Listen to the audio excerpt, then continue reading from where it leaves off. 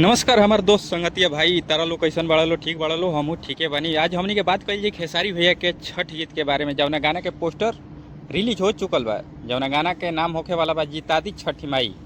आप लोग तेजस्वी यादव का फोटो देख सकते हैं। इस गाने में तेजस्वी यादव का भी फोटो लगाया गया है और इस गाने में हेमा कश्यप नजर आने वाली हैं और इस गाने को लिखे हैं कृष्णा बेदर्दी।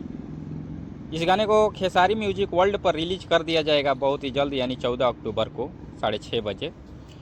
तो आप लोग इस गाने के बारे में तारा लो सॉरी हमनी के भोजपुरी बोलब जाता ठीक रही। तो भैया लो तारा लो ई गाना के बारे में का कहल चाह तारा लो कमेंट बॉक्स में बता सकत तारा लो। और ये गाना खेसारी भैया के पहला छठ गीत था जौन कि तेजस्वी भैया के ऊपर आवता कि जिता दी छठी माई, यानी कि बना दी छठी माई तेजस्वी सीएम भैया के। तो तार लोग के ई पोस्टर कैसन लागल? हमरा तो बढ़िया लागल, काहे कि सीएम तेजस्वी भैया बनत तरन तो बिहार में कुछ विकास के काम हुई और कुछ ना बहुत अच्छा काम हुई।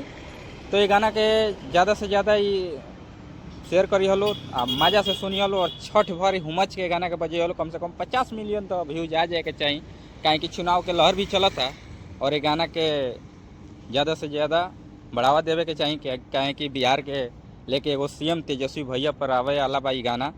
तो तार लोग के पोस्टर कैसा लगल? हमारा तो अच्छा लगल, बढ़िया लगल। और ये वीडियो के ज़्यादा से ज़्यादा शेयर कर लो ताकि सब फैंस के पता चले खेसारी भैया के। लव यू ऑल, मिलते हैं